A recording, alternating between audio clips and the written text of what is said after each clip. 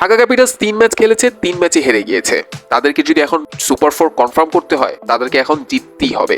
আর যেই 3 ম্যাচ তারা খেলেছে, সেই 3 ম্যাচে তাদের বেস্ট 11 বা একাদশ নিয়ে অনেক সমালোচনা শুনতে হয়েছে, বা অনেকেই সমালোচনা করেছেন, অনেকেই অনেক প্রশ্ন তুলেছেন। আর এরকম 11 সাজালে সমালোচনা করবেন সবাই, এটাই স্বাভাবিক। কেননা কে কোন পজিশনে ব্যাটিং করবে, কে কোন পজিশনে আসবে, কার কি দায়িত্ব, কোনো কিছুই বোঝা যাচ্ছিল না। তো যার কারণে তাদের বেস্ট 11 নিয়ে অনেক সমালোচনা করেছে ঢাকার ভক্ত থেকে শুরু করে সবাই। তো আমি একটা ঢাকার বেস্ট একাদশ তৈরি করেছি। এই একাদশটাই থাকা উচিত ছিল ঢাকা ক্যাপিটালসের প্রথম ম্যাচ থেকে। প্রথম ম্যাচে না হলো দ্বিতীয় ম্যাচে তো অবশ্যই এই একাদশ নিয়ে নামা উচিত ছিল ঢাকা ক্যাপিটালসের। তো যাই হোক, আমি যে বেস্ট একাদশটা সাজিয়েছি সেটাই আমি এখন আপনাদের সামনে বলছি।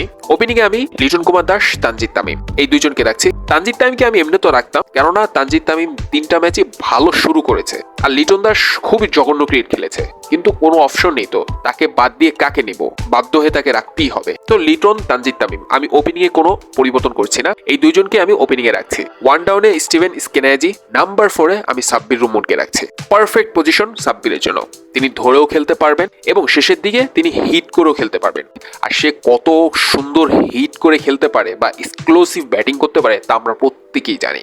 এরপর নাম্বার 5 এ হাবিবুর রহমান সোহান, আরো একজন এক্সক্লুসিভ ব্যাটার টি-20-তে। বিশেষ করে তার সবচেয়ে বড় বৈশিষ্ট্য হচ্ছে তিনি ভয় ডরহীন ক্রিকেটটা খেলেন। তো নাম্বার 5 সোহানের জন্য পারফেক্ট। নাম্বার 6 এ ক্যাপ্টেন থিসারা পেরেরা, আর এই পজিশনটা থিসারার জন্য একদম পারফেক্ট পজিশন। থিসারাকে আমরা কি হিসাবে জানি? ফিনিশার হিসাবে জানি। তো এই পজিশনে নেমে সুন্দর মতো তিনি ফিনিশিং দিতে পারবেন। নাম্বার 7 এ চতুরঙ্গা ডি সিলভা, ব্যাট হাতেও তিনি কন্ট্রিবিউশন রাখতে পারবেন, বল হাতেও তিনি কন্ট্রিবিউশন রাখতে পারবেন। নাম্বার 8 এ বলার নাজমুল অপু, নাম্বার 9 এ মুস্তাফিজুর রহমান, নাম্বার 10 এ মুকুদুল ইসলাম মুগ্ধ, এবং সবশেষ নাম্বার 11 এ আমি মেহেদী হাসান রানা। নিশ্চয়ই এই বলারটাকে অনেকেই চেনেন, এই বলারটাকে আমি রাখতে চাই।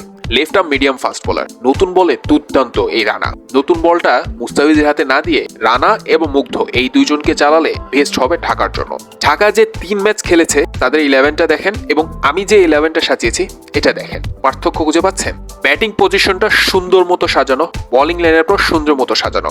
এরপরও যদি আপনার ব্যাকআপ প্রয়োজন হয় বোলিংয়ে, আপনি সাব্বির রহমানকে ব্যবহার করেন, কেননা সাব্বির রহমান রিসেন্ট টাইমে নেটে বোলিং প্র্যাকটিস করেছেন। তিনি নিজেই বলেছেন তার বলটা খুব দুর্দান্ত হচ্ছে, কিন্তু তার কথা কেউ বিশ্বাসই করছে না, তার উপর কেউ ভরসাই রাখছে না। তো যাই হোক, এই 11টা যদি ঢাকা ক্যাপিটালস খেলায়, আমার মনে হয় বেস্ট রেজাল্টটুকু তারা বের করে নিয়ে আসতে পারবে।